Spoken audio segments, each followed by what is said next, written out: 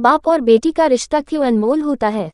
बेटी की विदाई के वक्त बाप ही सबसे आखिरी में रोता है। क्यों? चलिए आज आप विस्तारित रूप से समझिए। बाकी सब भावुकता में रोते हैं, पर बाप उस बेटी के बचपन से विदाई तक के बीते हुए पलों को याद कर करके रोता है। माँ बेटी के रिश्तों पर तो बात होती ही है, पर बाप और बेटी का रिश्ता भी समुद्र से गहरा है।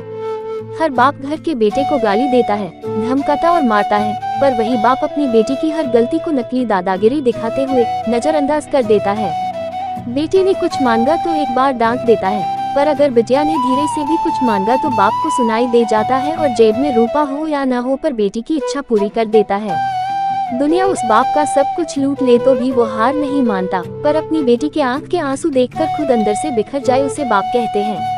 और बेटी भी जब घर में रहती है तो उसे हर बात में बाप का घमंड होता है।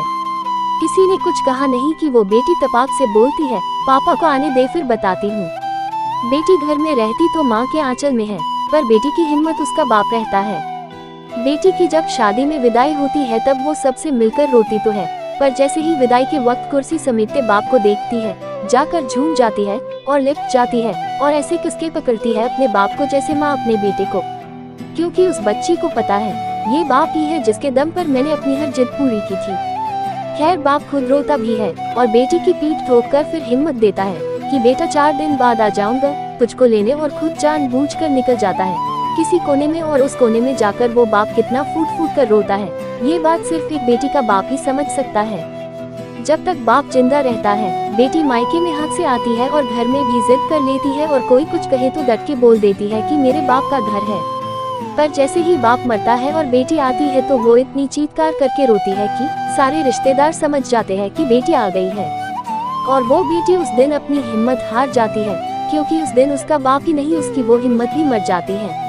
आपने भी महसूस किया होगा कि बाप की मौत के बाद बेटी कभी अपने भाई भाभी के घर वो जिद नहीं करती जो अपने पापा के वक्त करती थी, जो मिला खा लिया, जो दिया पहन लिया, क्योंकि जब तक उसका बाप था तब तक सब कुछ उसका था। यह बात वो अच्छी तरह से जानती है। आगे लिखने की हिम्मत नहीं है, बस इतना ही कहना चाहती हूँ कि बाप के लिए बेटी उसकी जिंदगी होती है, पर वो कभी बोलता नहीं, और बेटी के लिए बाप दुनिया की सबसे बड़ी हिम्मत और घमंड होता है, पर बेटी भी यह बात कभी किसी को बोलती नहीं है। बाप बेटी का प्रेम समुद्र से भी गहरा है।